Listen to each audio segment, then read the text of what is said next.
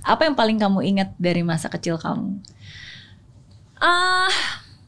Oke, kalau dari sisi bagaimana aku dididik, tentunya aku mempunyai balance yang sangat sempurna menurut aku. Kalau dari sisi ayah aku, yang tentunya orang Jerman yang sangat disiplin, aku belajar work ethic yang baik, professionalism, attention to detail. Itu semua dari ayah aku. That's why I'm so organized. Tapi I'm so blessed to have an Indonesian mother, karena tanpa ibu aku yang sangat baik dan juga pintar tentunya dan sukses, dia yang mengajarkan aku bagaimana cara berempati, bagaimana caranya peduli dengan komunitas di sekeliling kita, bagaimana mempunyai jiwa sosial. And I think those are like values that are inherent in the Indonesian culture. Ya, dan itu semua aku dapatkan dari mama aku, kepedulian terhadap sesama. Karena kan bisa dibilang Jerman adalah society yang sangat individualis. Indonesia is more collectivist. And I like that I have combinations, a balance of the two gitu. Tapi kalau memory yang lucu ya, nggak tahu kenapa waktu aku lagi mikirin pertanyaan ini timbul memory saat aku tinggal di Jerman dulu umur 5 tahun. Berapa tahun di Jerman berarti? 4 tahun. Yeah. But I was in Germany and aku dulu tinggal di Berlin saat Berlin masih belum semodern sekarang. Ya. Dan aku bisa naik rollerblade ke sekolah. Iya. Aku naik rollerblade ke sekolah, ngelewatin Brandenburger Tor, Brandenburg Gate. Terus pulang sekolah biasanya aku selalu, karena mama aku kalau nggak se-health conscious aku, jadi pulang sekolah naik rollerblade lagi ngelewatin bakeries kesukaan aku. Dan aku selalu beli yang namanya Berliner atau Berliner, itu kayak donat yang banyak gulanya dan isinya ada kayak raspberry atau blueberry jam. That's nice. Dan itu aku selalu ingat rollerblade ke sekolah, rollerblade pulang, tapi tetap dijemput mama karena masih kecil kan. Tapi I'm so glad I got to experience that. Aku tahu rasanya hidup di kota metropolitan kayak Jakarta, di mana kita harus naik mobil kemana-mana dan macet-macetan. Tapi aku juga sempat memiliki masa kecil di mana aku benar-benar bisa enjoy naik public transport, rollerblading kemana-mana, jalan ke taman. So I really loved my balanced childhood. Lagi-lagi aku kan juga tinggal di berbagai negara karena papa aku di industri perhotelan. So I got to experience so many different cultures, so many different ways of living. Dan aku rasa itu alasan kenapa aku juga sangat adaptif. Memang aku orangnya keras, tapi aku adaptif. Menurut kamu jiwa kerasnya kamu tuh terinherit dari siapa? Papi. Dari papa. For sure. Aku selalu dikasih tahu dari kecil bahwa aku replika papa aku. Cuman dengan jiwa sosial yang lebih tinggi. Gitu. So the ambition, the goal getter, the fighting spirit itu disiplin itu lebih dari papi berarti ya?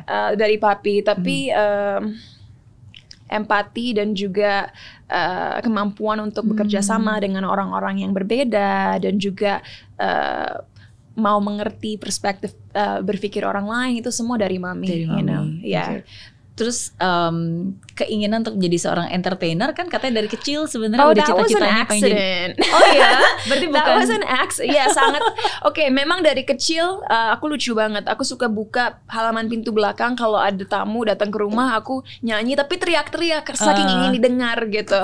Atau mami papi lagi nonton TV, aku tiba-tiba ngedance depan TV supaya mereka lihat aku ngedance. Katanya ngeliatin Britney Spears terus joget-joget Britney Spears. Aku suka nonton video klip dan aku ikutin koreografinya. Walaupun mungkin kelihatannya lucu banget ya anak kecil. So I've always wanted to perform. Dan sebenarnya I think deep inside my hearts of hearts, aku ingin selalu dari kecil ingin menjadi pop diva gitu. Tapi jujur kalau bukan karena kesempatan yang benar-benar out of the blue saat aku umur 12 tahun itu dimana aku kena usus buntu dan berhenti dari olahraga 3 bulan dan akhirnya ikut kompetisi acting dan modeling dan akhirnya ditemukan oleh salah satu casting director terbesar di negara ini. I wouldn't have been able to be part of the industry karena nggak ada linknya, nggak ada satupun orang dari keluarga aku yang punya koneksi ke industri entertainment. It was honestly by chance. Mungkin manifestasi aku dari kecil akhirnya dikasih sama Tuhan. Akhirnya. Saya percaya begitu sih sebenarnya. Sometimes actually when we maksudnya kan ketika kita kecil sebenarnya there's already a seed di dalam inside of us. Ya sebenarnya seed itu akan membawa kita ke our purpose, ke our destiny gitu. Nah of course kita sebagai namanya juga anak kecil, kadang-kadang kan kita nggak tahu ya sebenarnya is it beneran cuma hobi, kesukaan, atau sebenarnya ya ini this will lead us somewhere. I think it was God's way of allowing me to be where I am now.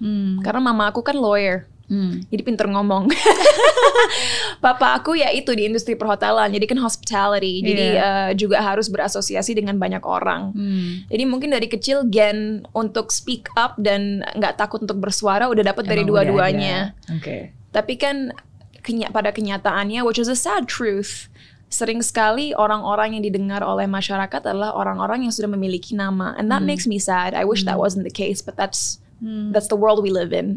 Dan mungkin tanpa karir yang aku miliki di dunia entertainment, aku nggak akan bisa menyuarakan soal isu perempuan, aku nggak akan bisa menyuarakan soal isu lingkungan, aku nggak akan bisa menyuarakan soal isu pendidikan, karena people would be like, who are you? Tapi that's true. Maksudnya memang itu kan itu kan bagaimana hidup ini terbentuk dan bagaimana society ya selalu akan mendengar orang-orang yang punya nama gitu, which is true. Tapi the fact that we know that truth, ya kita yang sudah diberikan kesempatan untuk sekarang bisa punya nama, ya sekarang giliran kita untuk bisa menyuarakan dan menggunakan nama itu dan platform itu ya for the better purpose. Tapi perlu juga diketahui oleh teman-teman yang nonton ini sekarang, bukan berarti untuk teman-teman yang bukan artist atau bukan influencer atau bukan seorang yang memiliki platform besar, bukan berarti kalian tidak bisa membuat perubahan dalam dunia ini, karena butuh kerjasama, butuh support satu sama lain, butuh perjuangan bersama-sama untuk bisa melihat perubahan nyata dalam sistem politik, dalam sistem government, dari sistem segala macam yang kita ingin rubah dalam sebuah negara gitu. Sometimes I also have to be careful when I say these things, karena aku nggak pernah mau, apalagi anak muda mempunyai persepsi bahwa harus terkenal dulu sebelum bisa melakukan sesuatu. It's not always like that. Betul. It's not always like we would be nothing. Kita, maaf, mungkin aku ngomong untuk diri aku sendiri aja. I would be nothing tanpa orang-orang yang satu mensupport aku, kedua orang-orang yang juga dengan sendirinya sudah memiliki banyak sekali keunggulan dan kehebatan yang ikut mau berjuang dalam apa yang aku perjuangkan. I have so many fans yang sejak aku menjadi duta anti kekerasan, mereka belajar tentang kekerasan, mereka belajar tentang bagaimana menanganinya, mereka belajar tentang apa yang salah dan apa yang tidak. Dan mereka sekarang dengan sendirinya sudah menjadi aktivis, karena tanpa mereka mengamplify suara yang aku miliki, I'm nothing. Betul. Gitu.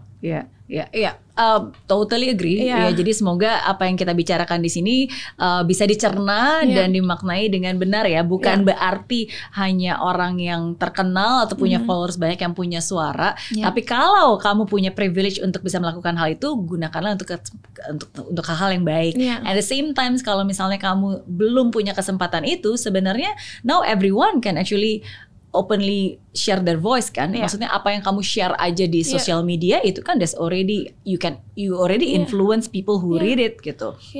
Tanpa orang yang membaca apa yang aku tulis dan tanpa mereka juga mengamplifikasi apa yang aku tulis, akhirnya apa yang aku katakan nggak ada artinya, karena tidak akan ada yang mendengar atau melihat. Gitu. So we need each other. I never think that orang ini lebih penting daripada orang itu. Enggak. Kita semua membutuhkan satu sama lain karena kita adalah makhluk sosial. Kita membutuhkan satu sama lain karena hidup itu kadang-kadang lebih banyak masa sulitnya dibandingkan masa mudahnya.